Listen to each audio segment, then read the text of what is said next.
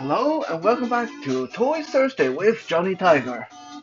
The date is November 5th, 2020, and we still don't know who the new President of the United States is going to be, although at this point in time there should be very little doubt as the result of the election. But as the past experience taught us, it never pays to celebrate too early or to despair too early, depending on who you voted for or who you were hoping for. Myself, I don't really care one way or another, so not going to dwell too much on it. Now, 2020 has been an interesting year to a lot of people, a really bad year. To many other people, an extremely bad year. It's as if having a global pandemic and messing up our economy was not bad enough. Mother Nature seemed to really be having a case of PMS in 2020. With hurricanes and tornadoes and earthquake and flood and fires and all that stuff. It's like anything that can happen happened. So that kind of makes me think that since a lot of people are saying it's now a good time to really start being environmental, and there's a lot of environmental slogans and campaigns and uh, this and that going on right now.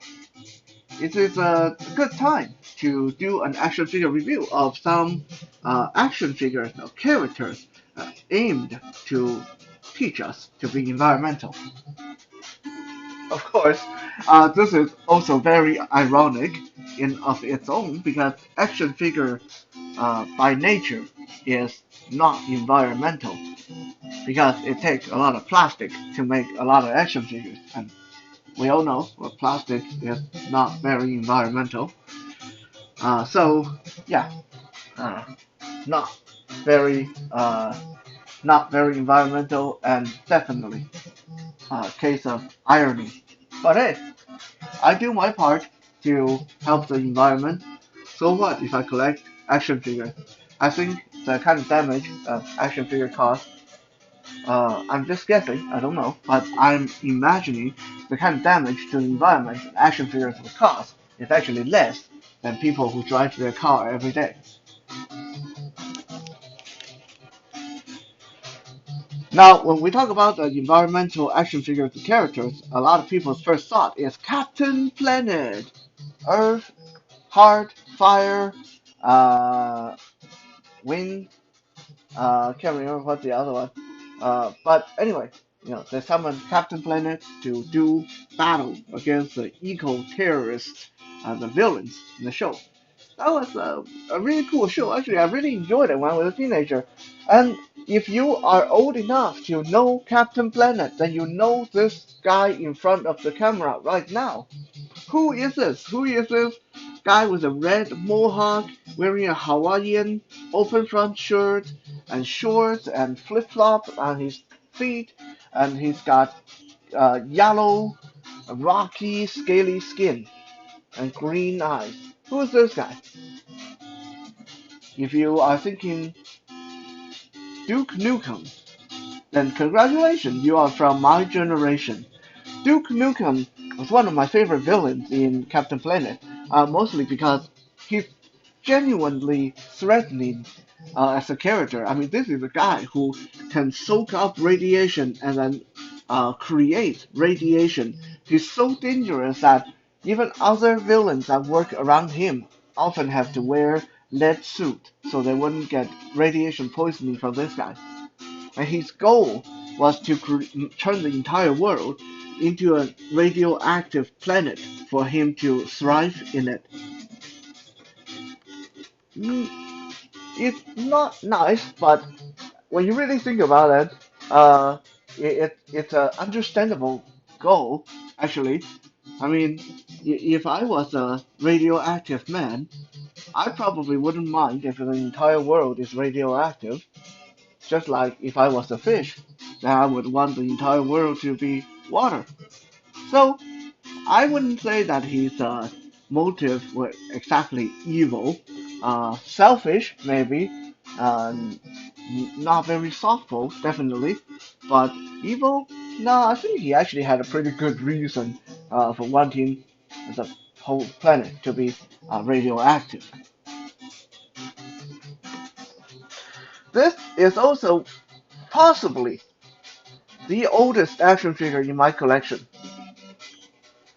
I believe this guy was made in around 1992, and I've loved this figure ever since I got him back then.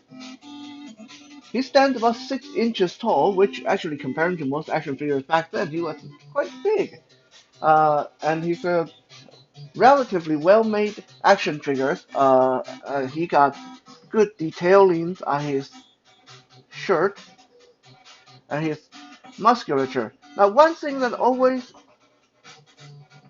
grabbed my attention on an action figure is texturing. A part about texturing is if you have a character who wears who's wearing clothes, but somehow you can tell there's muscles under those clothes. I think that's like one of the coolest, one of the uh, better things that can be done on an action figure, and that's definitely the case in this figure of Duke Nukem. Looking at his back, you can tell there's definitely muscle, like there's some humps of muscles on his back. Like even though his shirt is covering it, you can tell this is a really muscular guy from the back.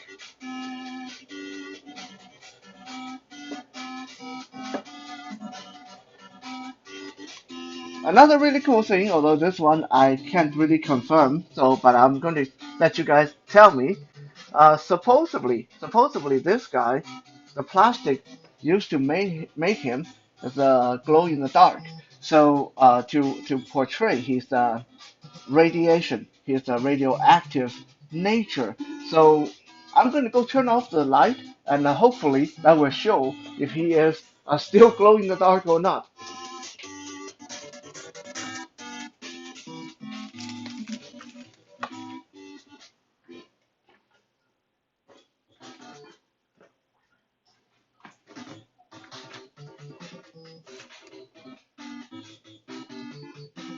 Turning the light back on.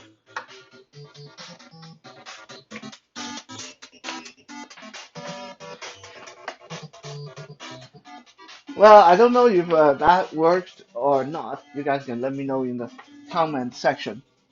Um, Radioactive Big Daddy here, articulated at the shoulder, neck, and hips. His legs can move. Now, his legs are ball jointed, so you can go forward, back, side, which is actually quite impressive for toys made in the early 90s.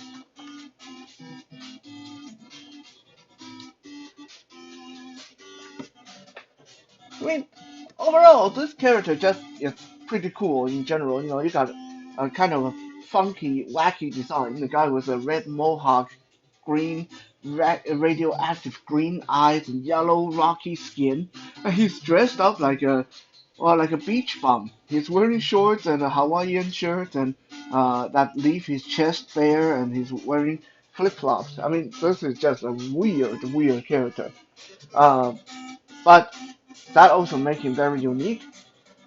And honestly, when it comes to danger to the environment, I think we'll have a hard time picking one that's more dangerous than a radioactive dude who can generate intense radiation wherever he wants, whenever he wants. However, as is so often the case on our Toy Thursday, Duke Nukem was just the guy who opened the show. He's like one of those guys who opened the main concert.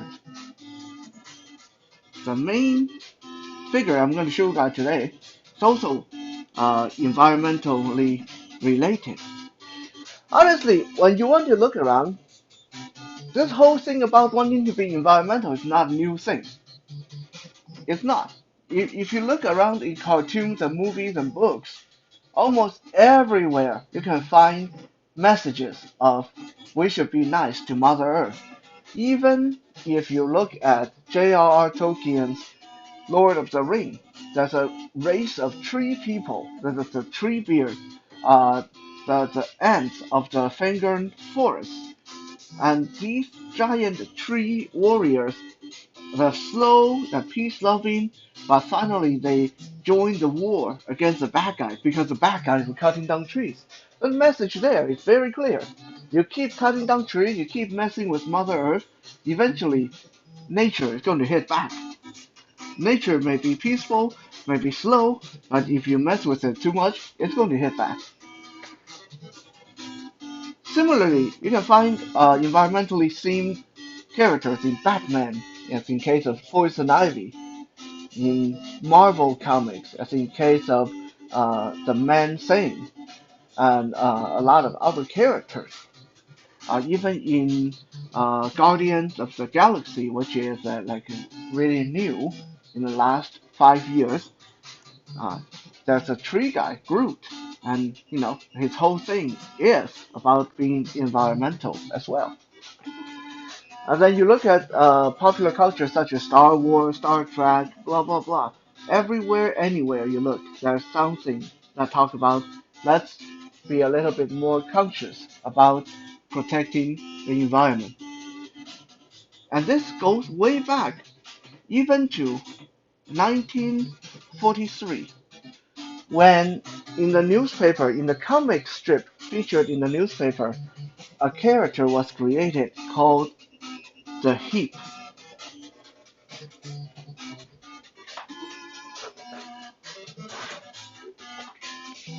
In 1998, Todd McFarlane, many people thought of as the best toy maker of his time, made a character, an action figure of the Heap.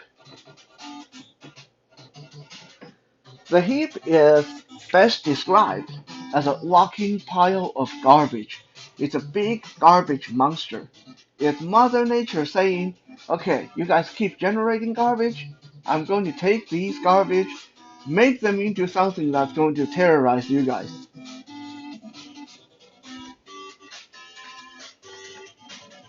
The body for this Heap, the flesh for the Heap, started out as a homeless bum by the name of Eddie. When Eddie was brutally murdered in the alley that he called home, Mother Nature took Eddie's body and his essence and his hatred and his desperation and infused him with the magic of Earth itself, and the garbage around the alley piled up around his mutilated body and formed this incredible giant monster called the Heap. Some would say the Heap was one of the best action figure Mcfarlane ever made. There's a reason. If you look, there's so much to feel, there's so much to see on this action figure. I mean, the advantage of making a garbage monster is you can go crazy with giving it details because it's made of garbage. You can have a lot of, and as far as textures go, I've owned this action figure since year 2000, even though he was made in 1998. I didn't acquire him until 2000. And so for 20 years, I owned this guy, and I still can't tell you every piece of detail on this guy. As you can see, the Heap is vaguely, uh, well, I want to say humanoid, but never mind. That's just like because he has a head and two arms and 2 feet, but he's more like built like an ape, like a great ape. If I would have to name an animal, and he is covered in garbage. Like this is a guy made of garbage. So we got just on his head alone. I'm going to bring him closer to the camera. Just on his head alone, we got a car tire, uh, a handle of a shovel sticking out of his head. The bits and pieces of glass, of broken glass, bits of pieces. These are actually quite sharp. Uh, what is that? A human skull, I think. Why would there be a human skull in the alleyway? I don't know. What kind of alleyway is that? Uh, there are pipes, and that look like a that feels like a Coke, a soda can on the back, here. Uh, Steel pipe, more bits and pieces of glass, iron rod poking out of his flesh. There's just so much going on with this figure. And as if that's not enough, he also comes with extra pieces of garbage you can fit into his mouth. So when you open his mouth, it's like he's regurgitating, he's puking up garbage. Like that. Garbage coming out of his mouth. I mean, that is pretty cool. Pretty cool. On his hand, he got giant, wicked looking claws. And he has huge feet, also claws, and a whole mouth full of jagged teeth. Look at the main body here. There's more garbage poking out of his leg. That looks like a toilet seat. Another broken handle of something. And look at back of his leg. There's a discarded meat cleaver growing out of it. There's just so much going on with this action figure. And the cool part with the Heap is that every copy of this action figure you get will come with different pieces of garbage. So you can almost say there's no two of them alike, with the trash and pieces of garbage that come with. I don't know if you guys can tell on camera, but this guy's really big. He's not overly tall, but he's a really thick and heavy action figure. Let me bring Duke Nukem back into the frame. Duke Nukem is like 6 inches tall. Standing him next to the Heap, you can really see the difference on the size. The Heap is slightly taller, but so much more mass going on. I mean, yeah, Duke Nukem is like maybe the size of one of the Heap's arm.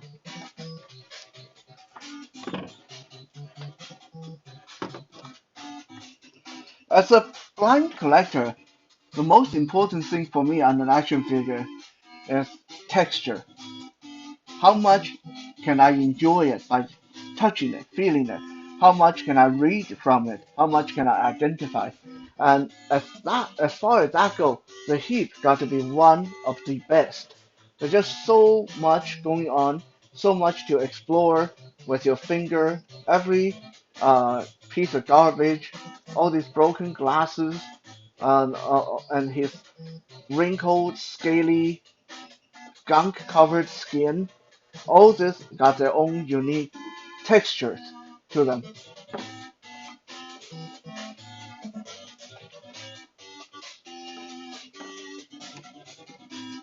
The Heap is also one of the great figures of the old days that is not uh, selling for ridiculous price on eBay. So you can actually still find him on eBay relatively cheap. Sometimes you can get the Heap for like 15 bucks on eBay, which is awesome. You get a huge, massive monster figure that is totally unique for 15 bucks. You just can't do better than that nowadays.